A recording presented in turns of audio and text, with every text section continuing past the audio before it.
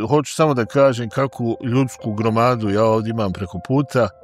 Ako vas već ovdje ne znaju prepoznat, onda su vas prepoznali. Nagrada za ljudska prava grada Weimara 1995. Nagrada Internacionalnog instituta za mir Sean McBride 1996. godine. Zlatna povelja Internacionalne lige humanista za mir i demokraciju. Nagrada za mir fondacije Kurt Waldheim i nagrada Arvold Herman Nacionalnog demokratskog instituta. I vas postave Srbi na crvenu potjernicu. S time ćemo i završiti. Imam jedan predlog. Ajde. Da žive ljude koji još nisu popaljeni pobijeni. Ja. Sa tim svojima saradnicima. Ja. I one opštine što si govorio. Ja. Proglasite neku autonomiju i izjavite da želite da živite u Jugoslaviji. A onda tražite izvesnu. Neću, ba, ne dolazi u obzir to, praće. A onda tražite izvesnu autonomiju. Ma ne dolazi u obzir, ba. Praće, ne dolazi uopšte u obzir. Koju Jugoslaviju? Ma ne dolazi u obzir, ba. Onda je rat. Neka je rat. Dobro. Neka je rat, praće, neka je rat. Ja nemam druge države osim Bosne i Hercegovine. I boli me više ko će me za... Ja se s tobom apsolutno slažem, mi to tako i razgovaramo. Ali me interesuje iz Banovića ljudi, gdje su oni u Koji Banović? Pa razumiješ me o čemu govorim? O tebi ko čovjeku koji je rođen u Bosni i Hercegovini, šta ti ima sada sa Srbijom i Crnom Gorom? Nosi u Slušaj, ja. Recimo samo da realnije shvaćam. Pa ništa, nema tu realnije shvatanja. Slušaj se šta mene, vraćam. Saslušat. Sam u Karstvari, može? Bez ono... Pa moram u mogu. Dobio sam informaciju da mi je Dubai stavio 4 S u kasarnu. Slušaj, ne znam za to. Pa kod nas niko ne zna dok se ne dođe od ozgo od komande, a ja sve pred očima gledam u materina njegova. Slušaj. Ajde. Gledam odnos snaga. Ma neka je kakav je. Pa nemoj tako. Pa nek nas pobiju, bolan. Pa nemoj, to je izet. Pa pazi nešto, bit će u Istovi zapisano da je srpski narod genocidan narod. Slušaj. A Bosanci to nisu, bosanski Srbi to nisu. Slušaj me. Ja. Traži čoveče autonomiju. Ne. I daje saglasnost da će živiti u novoj Jugoslaviji, ali traži autonomiju. Ne dolazi u obzir, praćer. Stari. Bravo. Onda smo ga se svi. Ništa, vi nemojte pucat danas, ali onima prepustite, mi ćemo rukama. Nema problema, ja neću ovdje. Nemoj avioni, ali nemoj niko ni moje ljude da dira. neće tvoje ljude do 18. neće, ja ću dogovoriti da niko tvoje ljude ne dira, jer ste vi piloti ipak kulturni ljudi. Njima mater, ne dolazi u obzir, kakav Jugoslavija ga? Ma kakav Jugoslavija, Srboslavija, pa ne dolazi u obzir. Ja svoje dostojanstvo ne prodajem, me kolje.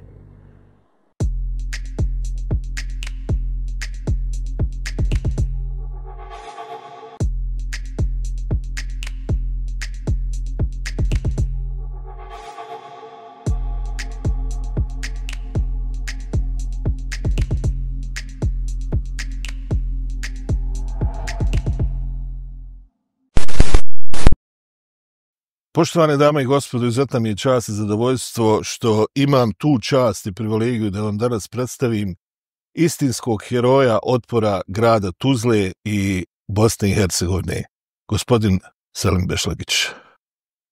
Dobrodošli u Balkan Rules podcast i na samom početku, koliko vidim, jednostavno vi mi djelujete sve mlađi i mlađi. U čemu je tajna uspjeha? Pa kad dobiješ nove zube, moraš gledati mlađe. Znači do zuba je. Pa do svega je. Mislim da morate shvatiti da možda postoji jedan dio genetike, to je od mog oca i majke, a s druge strane sigurno da u ovome što ste vi konstatovali mora se voditi računa da je moja supruga ima veliku ulogu u mom održavanju. I vidi se. Jer jednostavno ja volim se sad šaliti kad neko dođe pa ona pokloni kolače, a kaže ono gosto hvala što ste došli jer moja supruga to ne bi nikad dala, bravo. Tako da govorim vodi se računa sprem godina ishrani i sve to, a inače u vremenu koje mi je slobodno provodim u prirodi na vikendici i onda se bavim poljoprivredom, tako da sve to kad se uzme ovdje,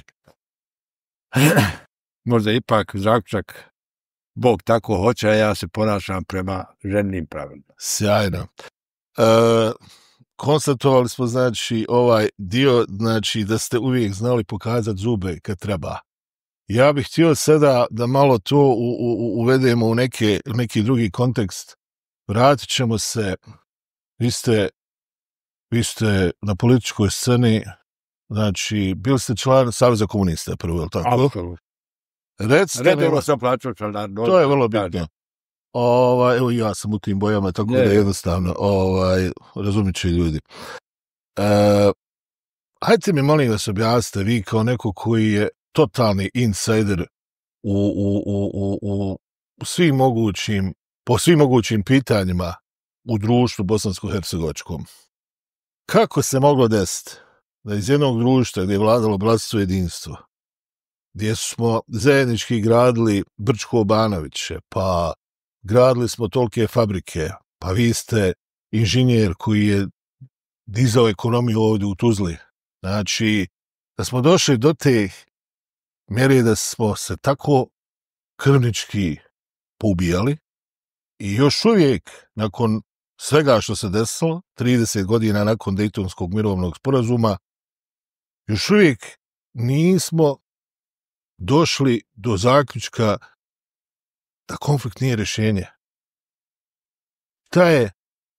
Šta je po vama uzrok ove katastrofe koju živimo?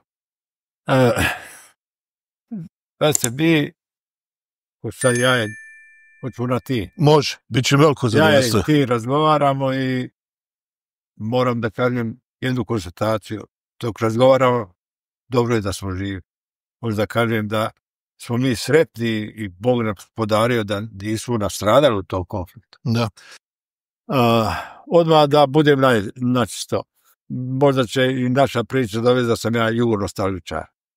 Ja jesam jugonostalgičar za onom Jugoslavijom u kojoj sam ja živio.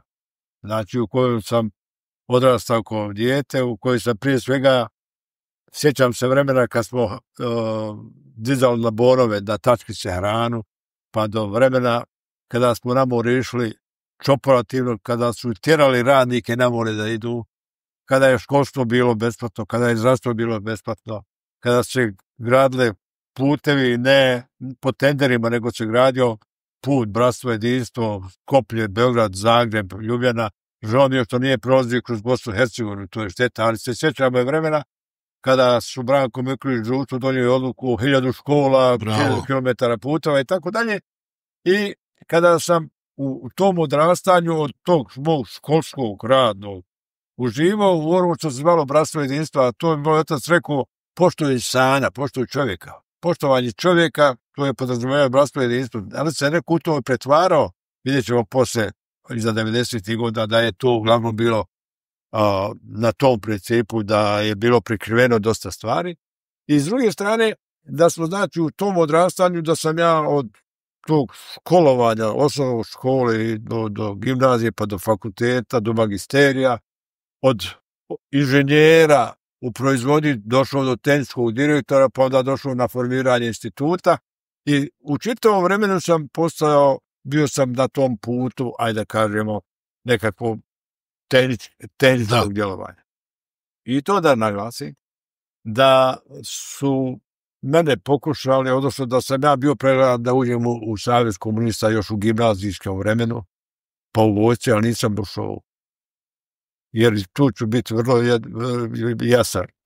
Moj otac je bio hojevac, znači za vrijeme 40, 41, 42. Međutim, zbog nekih stvari je bio na prekretnici između života i smrti. I kad je izvukao živu glavu, rekao je, ništa partija, ja sam lojalan državi Jugoslaviji, poštuje zakone, propise. Bio je musliman, po uvjerenju išao je u džamiju kad je mogao, Bajrame se kod nas u kuću svaki dan. Da. I ja vam moram reći, ja nisam bio član Saveza komunista sve do toga dok nisu u fabrici konstatovali cementari da bi trebao da budem tehnički direktor. To je bio jedini uslov kad smo mi rekli i po želji radnika ja sam faktički ušao u Savez. Već sam bio oženjen, imao sam sina koji je bio suničen. Ma naravno, hoću da kažem da sam imao slobodu, ali da nisam, da sam ušao, da sam redovno plaćao i da se ne stidim da kažem da sam bio član Saveza. A zašto biste se stidili? Evo recimo, sada neki jel to nije možda sad popularno? Neki kriv. Član Saveza komunista izvršavajući svoje dužnosti. Smijemo se nešto pitati, samo jedna kratka digresija. Evo se, nego nema veze s vama. Naumpalo mi je čisto onako, pošto pričamo. Ja iz poštovanja moram na vi. Ako nekad mi prijeđe na ti, evo se, jer veliko poštovanje imam. Dragan Čović, šef HDZ-a, je bio direktor Sokola. Jeste, potpisivao se ćirilica. Kako to da on tvrdi da nikad nije bio član komunista, obnašao je takvu odgovor, znači da je nemoguće. Isto tako imamo more ljudi koji su promijenili dresove i koji su obnašali daleko odgovornije funkcije nego što ste vi i zaboravili su to i čak su to stavili na stup srama da su nekada bili komunisti. Imamo ih more. Kako jednostavno doživljavate, uopšte ja se ne branim komuniste, niti hoću uopšte da se gaji taj narativ, ovi su dobro, ovi su loši. Ja samo hoću da pitam zašto ljudi ovdje su skloni tako brzim promjenama, a i brzom zaboravu. Da budemo načisto. Ja danas kad promatram ovo stanje, mislim da u toj Jugoslaviji postoji jedan sistem koji je poštovao, ajde kažemo, građanska prava. Znamo da je rezolucija o ljudskim pravima prva rezolucija koja je usvojena faktički i Ujedinjeni narodi sve osvojeni. Bravo. Kad se to ima u vidu, da je Tito bio alfa i omega naših društva, bio član Saveza, ali nisu svi bili smo u socijalističkom savezu, nisu morali biti član Saveza komunista. I kada je pod njegovim rukovodstvom se vodilo to što se vodilo, ja osjećam da njegova misija, njegova vizija je nas vodila naprijed. Međutim, danas kad to promatramo, vidimo da je u tim svojim potezima on pravi određene greške. Koji ne pravi? Znam, ali su te greške bile prikrivane i to je bilo prikrivano od poštenih ljudi, a ne od onih koji su ulazili u partiju da bi dobili funkciju ili ulazili na funkcije po nekakvoj partijskoj liniji. I danas, kad vidite ko kritikuje, ja ću vam reći da sam imao prijatelja koji je bio na Golom otoku, ali da nikad nije upotrijebio riječ protiv Tita. To su moralni ljudi, nemoralni ljudi, koji su osjetili da je ovo trenutak kada se opredijelim da ću preći neku stranku i kad osjećam trenutak da će mi ta stranka omogućiti da pljačkam, ja neću više govoriti o nekakvom pozitivnom i tako dalje. Da. Onda su oni svoju rehabilitaciju, svoje zadovoljstvo što su napredovali sada iskazuju kroz to da optužuju Savez komunista, da optužuju Titu, da optužuju maltene partizane, da bi mogli nastaviti liječiti svoje frustracije bogataša. Hajde vi meni sada recite opet digresija, pošto sam vas pustio da to tako lijepo objasnite. U Bosni i Hercegovini došlo je do ekspanzije nacionalizma tih 90. godina i po posljednjem popisu došli smo do podatka da 96,5% stanovnika Bosne i Hercegovine sebe smatra vjernicima. Kako je moguće da ti ljudi su obnašali sve te funkcije u komunizmu, a sad odjednom preko noći se odriču svega toga i kako da je stepen korupcije na ovim prostorima na tako visokom nivou, da ne pričamo sad o ostalim anomalijama, ako ljudi sebe tako vide. Je to neki apsurd možda? Ja samo hoću da otvorim oči. Da li smo mi lažovi notorni? Odmah da ti ja kažem. Ti koji danas vjeruju, vjernici, a kradu, Oni su najveći neprijatelji vjere. Pa Pazi, ako mi pokažeš u bilo kojoj knjizi religijskoj, od Kurane, Torije, Biblije, da je Bog dozvolio lopovluk, krađu, silova, bija, ja ću reći da su oni u pravu. Znači onda biste potvrdili da živimo u jednom krajnje izopačenom društvu. Apsolutno. Pazi, u degradaciji ljudskih ljudi moralnih vrijednosti. Da. Tu je jedna stvar. Kad smo evo, sad ću ja. Da. Ja sam u toku rata bio na mnogim otvaranjima, zatvaranjima, nekim pomoći i tako dalje i u jednom trenutku nisam više imao riječ, nisam imao mogućnosti da iskažem nešto svoje. Bio sam popravljena je bila škola u Tušnju, to je radila turska agencija. Da, Tika. I na tom skupu odjednom jedna mala izašla i čita na engleskom jeziku, ja slabo razumijem engleski, znam da malo, ali nisam ja taj, a onda prevod. I to je bila molitva Muhameda Pegambera, koji ovako kaže: Gospodaru moj, nauči me da je tolerancija najveći stepen moći, a želja za osvetom prvi dar slabosti. Ja se trznem. Kaže, nauči me kada uvrijedim drugom da se izvinim, da oprosti. Kada uvrijedim drugog, da zamolim za oprost, a kada drugi uvrijedi mene, da oprosti. To su riječi koje su, kako god prevedeš, jasno ti. Fenomenalno. I ima sad dalje, kada obolim, da bi da snagu vjeri. Znači, pazi, on je upotrijebio vjeru kad oboli, a ne kad hoće da krade. Mm-hmm. I nauči me da svaki poraz je prethodnica pobjedi. Znači, ima pun smisao. I na kraju te molitve ima jedan citat koji se samo naši političari pridržavaju. A to je? Gospodaru moj, kad ja zaboravim tebe, nemoj ti zaboraviti mene. Jer ti jasno sada sve. Sve ovo možeš staviti u kontekst ove molitve. Izvrsno. Vratit ćemo se opet nazad. Divno ste ovo finalizirali. Vi pred sami rat shvatate da eventualno još postoji neko rješenje za tu Jugoslaviju. Ovdje će nas sad optužiti da previše pričamo o Jugoslaviji, ali ja ovo pričam u kontekstu vaše biografije, jer želim da ovaj podcast bude i neki videozapis, neki istorijski kalibar, jer vi ste uistinu jedna istorijska ličnost. Vi ste se priklonili Anti Markoviću, koji je u tom trenutku dao rješenje da i Jugoslavija opstane, uveo je konvertibilnu marku. Mi smo imali ponude od Evropske unije da postanemo pridruženi član Evropske unije.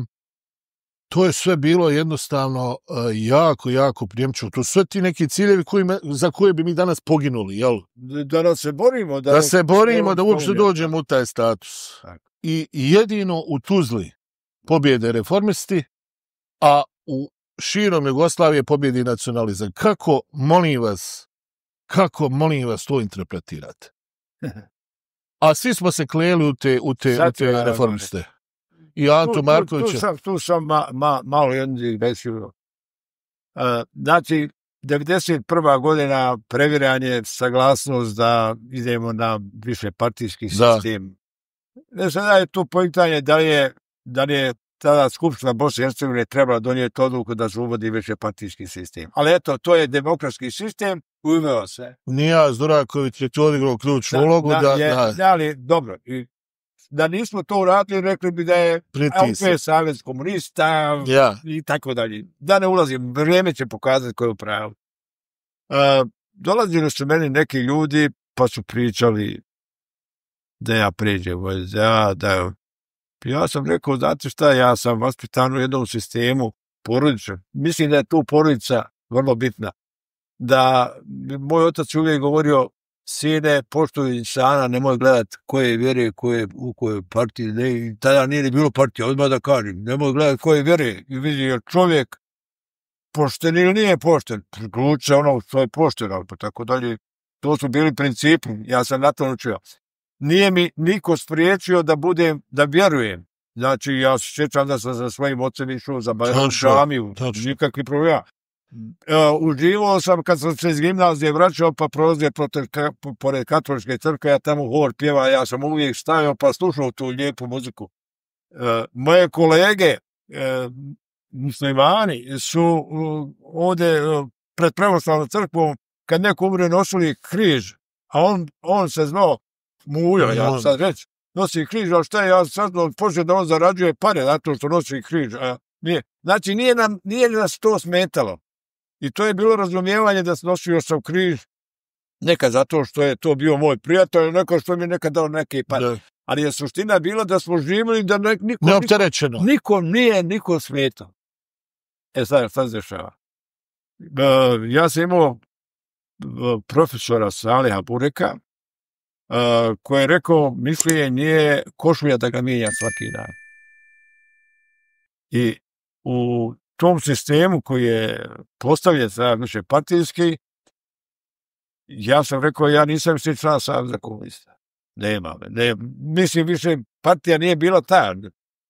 Ali je tu bio Ante Marković koji je, objektivno se uzme, bio jedan tehnokratski nastrojen čovjek koji je imao sistem i koji je apsolutno pokazao da je bio u pravu.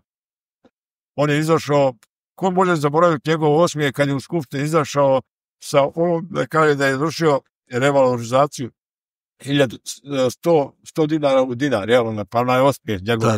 Pa to je bio, ono što se kaže, elan. I on je dao nadu u to. Druga stvar, on je predložio da se on je shvatio da više onog društvenog nema. I predložio je da se ide u privatizaciju, da radnici privatizuju.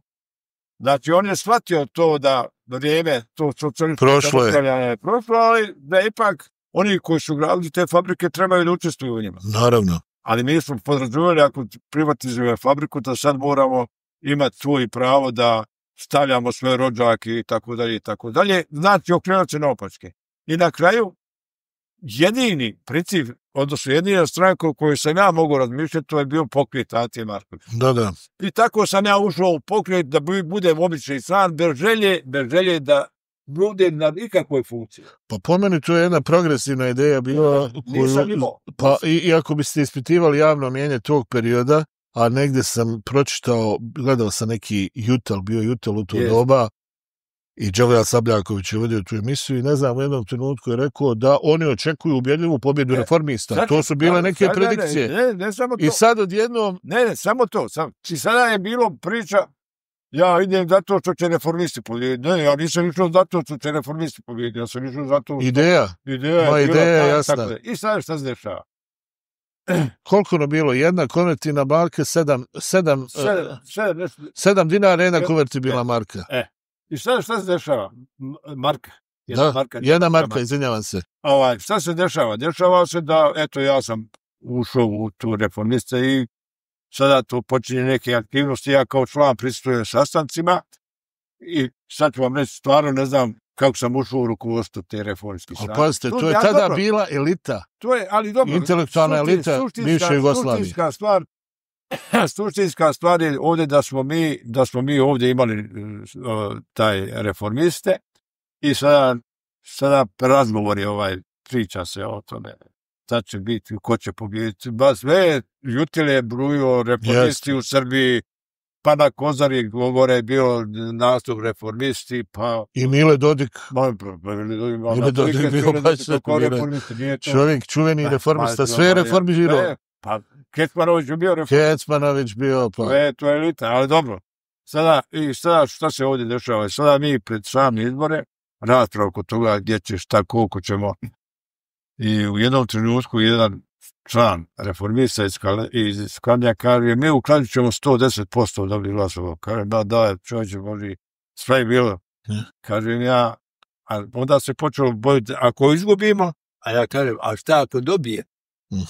Pitanje koje je bilo, ono što se kaže, provokativno, ali... Šta ako dobije? I šta se sad dešava?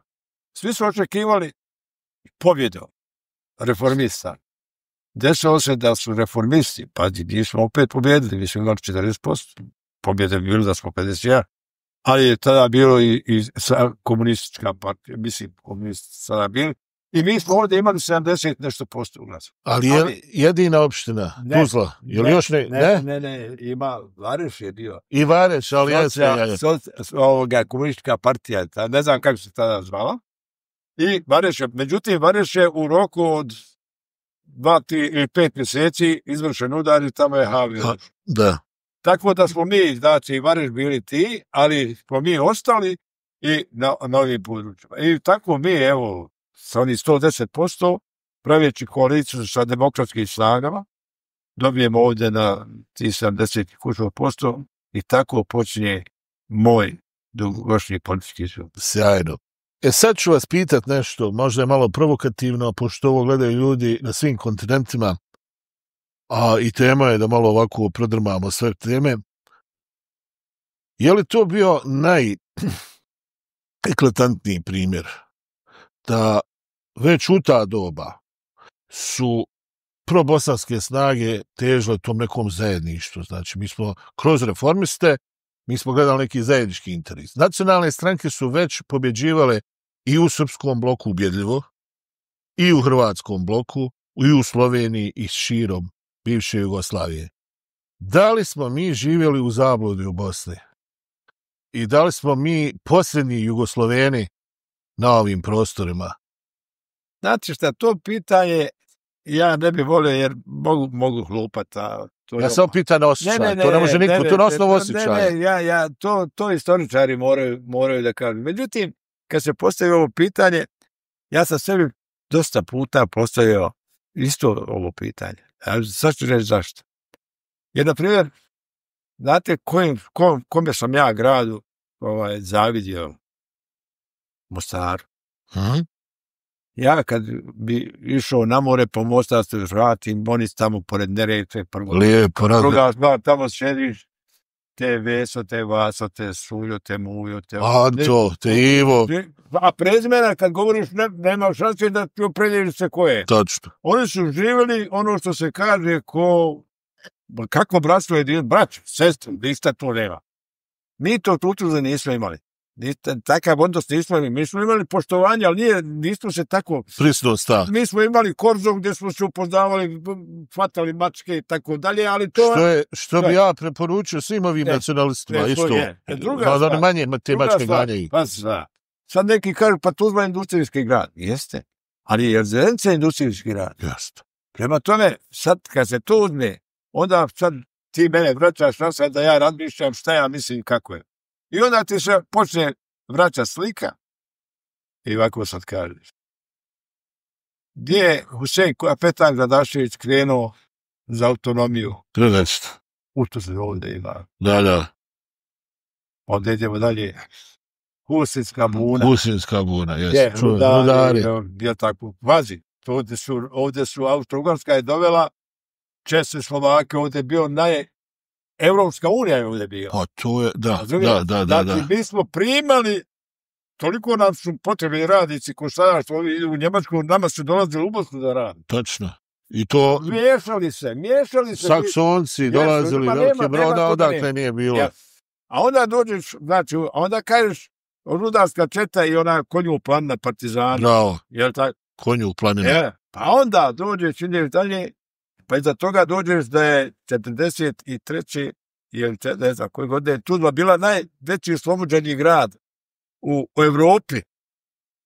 I onda svega, pa imaš Mita Trifunović Učo, pa sve su to. I na kraju dođeš ovako. Da li se ikad čuo, evo sad pitanje svima, da li se ikad čuo, da kad se desi rudarska nesreća, da ekipa za spašavanje ide u Rudi, da oni prvo pitaju, jesi Srbin, jesi Hrvat, jesi musliman? A da onaj kaže, kad sam Srbin, tvoja će četa doći da te spasi. A tvoja će četa doći. Ne. Ovdje znači kad se desi nesreća, ide rudarska četa i spašava rudara bez etikete i nacionalne i stranačke. Sada, da li sve to, kad uzmeš, kad povežeš, je imalo uticaja na Tuzlu. Kao Tuzlu. A to su fakta.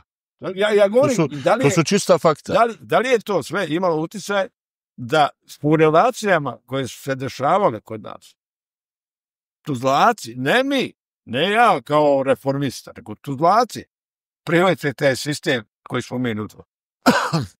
I na kraju, kad se to saberi, ja sad tu bacim jednu interesantnu stvar koja je opet za razmišljanje. Naša bosanska poslovica jedna kaže, krv i so ne idu skupa. Ne? Da. A Tuzla je na turskom, Tuz je so. Da. Da li je, evo i sa te strane prisutno, da su se Tuzlaci opredelili za dugogodišnju istorijsku tradiciju bosanstva, ljudskost, ajde da kažemo, razumijevanje uz ovu, ajde kažemo, malo, kako to se kaže, i činjenicu da je Tuzla i so ne idu skupa, doprinijeli da Tuzlaci masovno daju podršku ljudima koji su izabrani 91. Da. Ja vam kažem, nisam imao nikakve političke ambicije. Vidjet ćete kroz našu priču da ja nisam imao političke ambicije ni kad smo ujedinjavali Socijaldemokratsku partiju. Doćemo do toga. Da. Ali je činjenica da kad smo uzeli vlast, bar ja sa svojim saradnicima rekao, birali su nas, moramo prema tim ljudima biti korektni i pošteni. I nismo ništa obećavali što nismo mogli uraditi. Nismo ništa lagali i ja kad uvijek kaže kako su tako uspješan, ja se samo mogu zahvaliti građanima Tuzle što su imali povjerenje u nas, a svojim saradnicima i meni što nismo nikada to povjerenje imali. Jedan od rijetkih. 92. godina, 13. maj, razgovor između vas i oficira Jugoslovenske narodne armije Pračera će ući u anale istorijske kao dokaz da ovaj narod, odnosno vi ste predstavljali tada sve nas, patriote bosansko-hercegovačke, koji su u tom trenutku, mislim, svi oni koji imali malo dostojanstva će se složiti da ste na najbolji mogući način predstavljali Bosnu i Hercegovinu. Na vas, taj oficir vama savjetuje da otvorite autonomiju, da pokušate jednostavno da se priključite tadašnjoj Jugoslaviji. Vi to kategorično odbijate. Opišite nam malo te trenutke, kako ste se osjećali. Znate, četvrta sila vojna ide na vas i on vam sam kaže, omjer snaga vam ne valja nikako. Imali ste prije toga prelijetanja avionska, ovdje zastrašivanja, probijanje, sve su činili da vas na sve moguće načine obeshrabre i vi niste pokleknuli. I onakav odgovor. Molim vas. Ja volim govoriti istinu. Prvo, evo i taj razgovor koji je sniman, a ja nisam znao. Koga je snimio uopšte? Do toga. Je bio neposredno, bez ikakve pripreme. Ja bi taj govor da je neko možda od ovih političkih komesara to, da on bi od toga napravio. Ja ne želim reći da sam ja se išta pripremao, da sam ništa. To je bilo razgovor iz srca. Pa tako i zvuči. Iz srca. Šta je bilo? Ja sam imao neki sastanak. Znam da je bio Jajić, novinar Jajić, ne znam kada se zove. Dobro. Bio je Jasmin i Mamović. Svi smo nešto razgovarali i odjednom telefon zazvoni i sad se kaže Pračer na telefon. Ja kažem, Jasmin, javi se i onaj prvi uvod je Jasmin. Aha, on je bio taj. Nema, selima, gdje, sad ću vidjeti. Ja. I on kaže, Pračer, ja se dignem. I onda počne taj razgovor tako kako ide. Ništa nije bilo neposrednije nego taj razgovor. On meni nudi, ja ne mogu, ja nemam stvarno drugi domovine, da sam imao drugu domovinu, možda bi drugačije razgovarao. Nije Turska bila moja domovina. Ja sam kao dijete imao rodbinu u Turskoj. Odnosno, moj otac je, njegova majka je 2 brata u Turskoj imao. Pa imam i ja rodbinu u Americi, pa nisam Amerikanac. Ali hoću ovo da vam kažem, da sam ja imao jednog tetka koji je htio da ide u Tursku. Pa je on otišao u Tursku, a kad se vratio, izašao, pa ljubi zemlju, kaže, ne ide iz Bosne. Možda bi i to bilo. Prema tome, nije mi Turska domovina. Kako? Ja sam ovdje rođen. To je velika Čitava priča je bila, ja bih rekao, moj razgovor kroz moje kućno vaspitanje i ljubavi prema domovini Bosne i Hercegovine. Ja ti ne mogu više ništa reći. Ako možda čuješ, uzmi govor, slušaj, to je rečeno. Pa pametnom dosta. Ja tu ne mogu... Ali kako, recimo, samo pitanje, evo moram, pošto ovo, ljudi će to, mi ćemo to pustiti kasnije u montaži, kako taj isti pračer, koji je rodom on je Banović. Iz Banovića. Pazite, njegova je majka iz Banovića, pa ja sam imao poslije s njim razgovor na Face televiziji. Gledao sam i to. Pa i on je uporan da ja trebam odgovarati zato što je to se desilo, ne znam, 15. maja, dobro, ali je druga stvar, on je uporan, ja sam njegova ponuda ne može biti iz njegove glavi. To je ponuda koja se izrekla od komande armije, Jugoslovenske armije, više nije bila ni narodna. Srpska. Pazite, o čemu se radi? Radi se o tome da su oni nju sukcesivno svodili na prosrpsku. Tačno. Jer su prvo ukinuli petokraku zvijezdu kao simbol, pa su stavili zastavu bez petokraka, a to je zastava... Točno, i da su čak i u kasane stavili 4S. Prema tome, ti sad kad čitaš plan RAM, šta je bio? On je bio, znači, 1/3 muslimana treba pobiti, 1/3 treba je seliti u Tursku, znači, u moju domovinu koja treba da bude, a 1/3 je trebalo prevesti na druge vjere. Prema tome, ja danas kad to čitam, ja se ne ježim. Onda taj moj razgovor ima smisla. Ali još jedna stvar, evo da malo pojasnimo mlađim generacijama, gdje god su pozvali da se ljudi predaju i puste oružje, nastala je masovna klanica. To se desilo u svugdje. Vi ste rekli, neće moći ovaj put. Ja, ali pazi. Samo digresija. Pa ne, pazi, čim ti neko nešto nudi, pa da sam prihvatio, ja bi bio najveći izdajnik, ja bi bio na sudu sram. Pa vi ste bili, umjesto Quislinga, zvali biste, bio bi vaše ime. I to je jedino časno što se moglo raditi. I zašto Pračer tvrdi da vi, šta ste trebalo raditi? Ne, trebao sam ja da prihvatim njegovu autonomiju, pa možda kod Crna Gora, pa to je onda trebao neko drugi. Da prihvati, pa neko drugi, ali ne ja. Jer šta sam ja? Ja sam bio samo načelnik, predsjednik Skupštine opštine Tudor, nisam bio ništa. I sada kad mi mene pričate u tom dokumentu, sad da vam ispričam, ja nisam znao da se to snima. Moji saradnici su posle, nakon jedno 15-20 dana, dolazio u kancelariju jedan Mehmet Žilić koji je bio za odbranu i ulazi i sjedi u kancelariju i kaže, više ovog čovjeka ne smije niko da dira, nema pojma što je. Što li? Kaže, mi imamo snimak. Kakav snimak? Pa kaj mi snimamo sve? Mene snimat! Rekao, šta je? I on me je dao snimak. Ja sam bio bijesan. A onda poslije kad vrijeme prođe, i onda se sjetim one lijepe priče. Bila zima, znate. Pa vrabac letio na zima i on padne.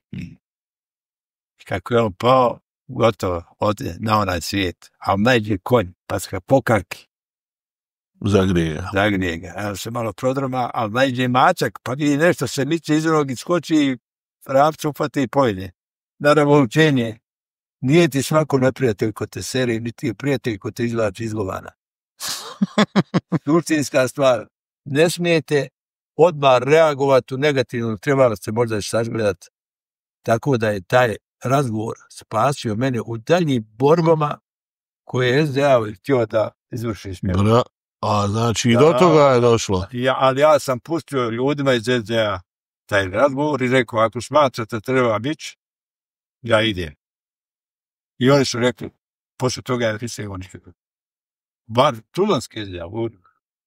Da, znači već u tom periodu dok razgovor teče, naoružavanje srpskih su počeli da iznose, govorim o JNA i to je prvo srpskoj agresorskoj bulumenti, oni su krenuli već da naoružavaju određeni dio srpskog stanovništva u Tuzli.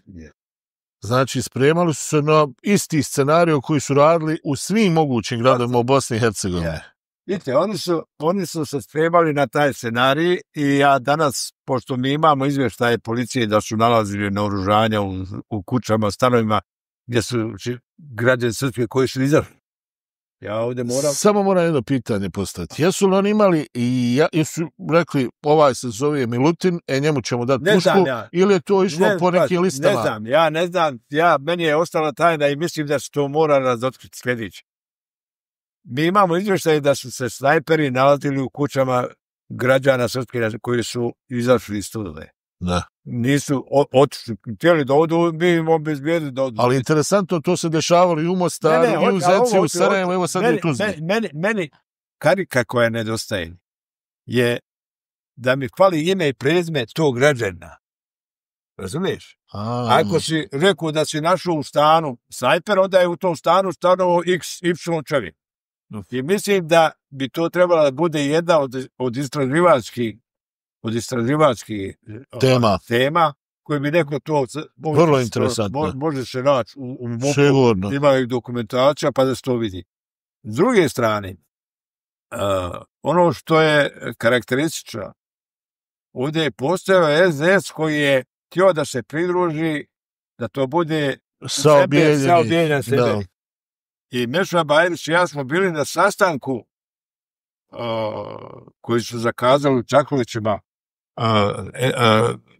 ova Srpska demokratska SDS.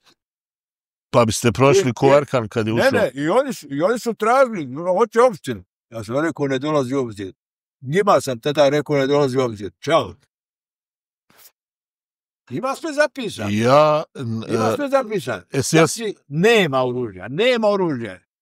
Kada se desila katastrofa jer smo očekivali, ja sam razgovarao sa predsjednikom Izetbegovićem, dajte, molim vas, sa Kukanjicom prvo razgovarao, dajte nam naoružanje teritorijalne odbrane, da, evo, zajednički, da, Neslagice, ja to ne mogu, mora predsjednik Izetbegović predsjedništvo da pita. Ja zovem predsjednika Izetbegovića, može li to predsjedniče da vi na predsjedništvu tražite? Kaže on, sve od toga nema ništa.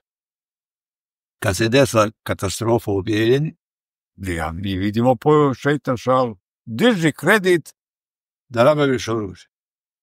I mi dignemo, Pero Vasilij nam da kredit, nijedna druga banka. 500.000 maraka. I ja, kako sam razumio u pare, ja rekao, pola ću uzeti naoružanja, pola ću napraviti vodovod, ja mislim to će se ovako, dok sam se ja okrenuo, para nema. Nabavili smo nešto naoružja. Međutim, ti si došao u situaciju kad bi htio da nabaviš, nema. Da. I šta je sada ostalo? Jedino je odluka bila, nema te iznijeti oružje teritorijalne odbrane. To je bio glavni uslov. Bravo. Oružje teritorijalne se nalazi u kaponirima u kasarni Huseska buna, neće se izlaz, dok ne vratiti oružje. Bravo. I to je, ja mislim, jedini slučaj u Bosni i Hercegovini gdje je većina oružja ostala i to je bilo teško naoružanje. To je bilo naoružanje teritorijalne odbrane Tuzle, Lukavca i Srebrnika. Što je i pripadalo nama. Što je nama pripadalo, to je naše naoružanje. I što bi ono osim to? I što je faktički iznosilo preko 13.000 pušaka i tako dalje. Spas. To nas je spasilo. Spas. Jer posle razgovora, mi smo u toliko tih priprema ovdje radili čude stvari. Radili smo, na primjer, napravili smo jedan kamion pa smo ga obložili metalnim pločama. On je toliko bio težak da nije mogao se poprijeti. Preći onaj ivičnjak, mi smo ga nazvali Mrgud. I onda ide Sead Avdić na razgovore sa komandantom Dubajićem i kaže njemu Dubajić, vi tamo pravite Oklopna. A njemu kaže, to je prototip, mi ćemo sad, kakav prototip, ali jedna stvar koju sam ja shvatio, tamo gdje ste pokazali zube i tamo gdje imate oružje, nikad nije niko prošao. Pa to je u suštini naručenje. I kad imate, još jedna stvar, najbitnije, organizaciju, kad imate ljude koji rukovode odbranom, koji znaju, a mi smo stvarno imali ljude koji to znaju. I tu je sad kad se spoji znanje, politička volja i ja bih rekao srce. Svi su bili ko jedan. Hajmo sada, dolazimo na 15. maj. Yeah. 15. maja se dešava ta kolona. Šta je razlog i šta je istina? Molim vas da sad u kameru kažete jednom za sva vremena. Šta je razlog da je došlo do tog incidenta? Jer 18. se isto izlazilo, a oni su izlazili iz Tuzle, kog sam ja uspio da nađem, i prije toga, mimo odobrenja. Ne, pazite. Šta se tu tačno, molim vas, desilo? Jer istina je... Nikakvi problema. Pazite, mi smo prije svega se vodili jednom logikom koju je meni rekao jedan moj saradnik. Poštovat ćemo samo zakone Bosne i Hercegovine. Znači, nismo mi donosili nikakve dekrete, nikakve odluke mimo, nego u sklopu zakona. Kada je trebalo da se formira armija, mogu se samo formirati teritorijalno do 100 ljudi, nisi mogu angažovati teritorijalno odbranu. Sa 100 ljudi. Mi smo uspjeli da napravimo jednu zajedničku četu, partizanska četa, mislim da je tu u Bukinju bila. Dobili smo tu negdje 100 pušaka. To je bilo sve. Sve ostalo je pod blokadom bilo kontrola vojske i tako da. Sada, kada dešava se 15. maj, a onda ću se vratiti na to, uzimamo ti 12.000 cijevi, šaljemo dio cijevi koji pripada Lukavcu, Srebreniku i donosimo odluku o formiranju prve Tuzlanske brigade. Odmah tog dana dolazi do toga da mi nismo mogli, iako smo uzeli naoružanje, nema dovoljno naoružanja da sve obučimo. Znači, 7.000 ljudi se javili. Polila su prva Tuzlanska, pa onda druga Tuzlanska, treća, pa HVO Zrinski i tako dalje. I to je broj, odnosno, koji je govori o tome koliko je vaša snaga. Da li imate metaka, da li imate... To je druga stvar. Ali je bitno da smo stavili do znanja. Imali smo još jednu olakšavajuću okolnost po meni. Digli smo nivo opasnosti od hlora. Od hlora koji je bio hlor alkalnom kompleksu. Da je to, koliko je to bojni otrov, mi smo koristili da ćemo upotrijebiti ukoliko dođe do toga da ćemo koristiti. Pa vi ste legitimno brali svoje živote. Ali druga stvar koja je bila bitna, mi smo pročuli priču da ako dođe do eksplozije hlora, ovdje i Budimpešta i Beč, iako nema veze, ali bitno je to da se... Da. Znači, to su sve povoljne stvari.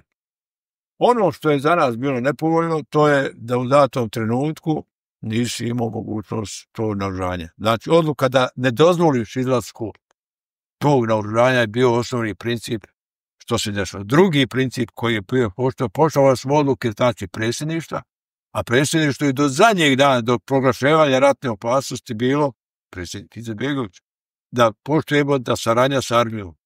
Mi smo se dogovorili da nećemo ništa agresivno djelovati, nego da ćemo kroz policiju, kroz policijski sastav koji je jedini bio moguć, kroz policijski sastav koji je jedini bio moguć. To je bio tu, ja se izvinjam, prva policijska rezervna policija je formirana.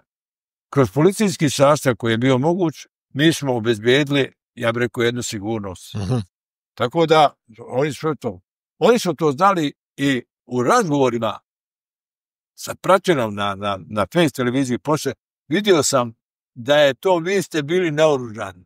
Bio jedan od elemenata, ja bih rekao, njihovog granatiranja Tuzle, a ne napadanja. Bravo. Pa obično su oni iz daljine gađali.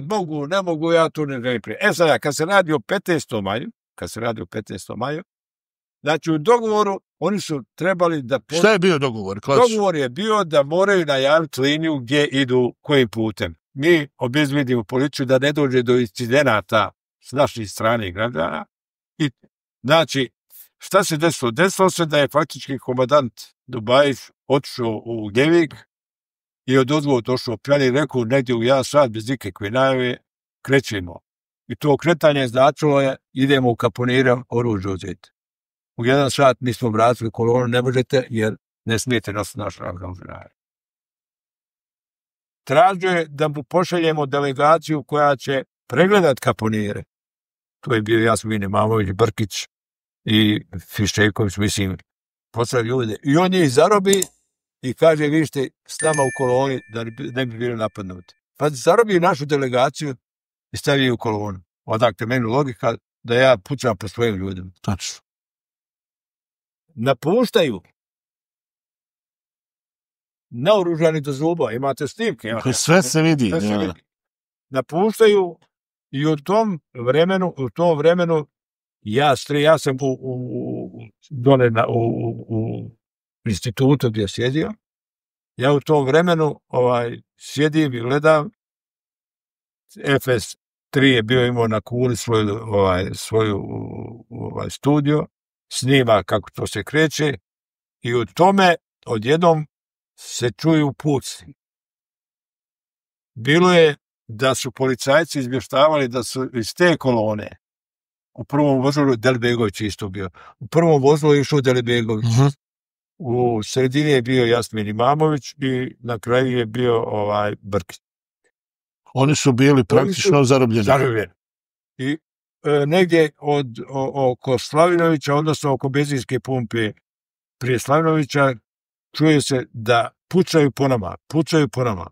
Pošto je Meša Bajrić bio komandant, on je to izjavio kad se bio suđenje Iliji Jurišiću, to se zna. Meša Bajrić je tada izdao Iliji Jurišiću naređenje da kaže na vatru uzvrati vatru. I tu kreće lom. Tu je, znači, lom je već krenuo čim se, jer je atmosfera je strašno napeta.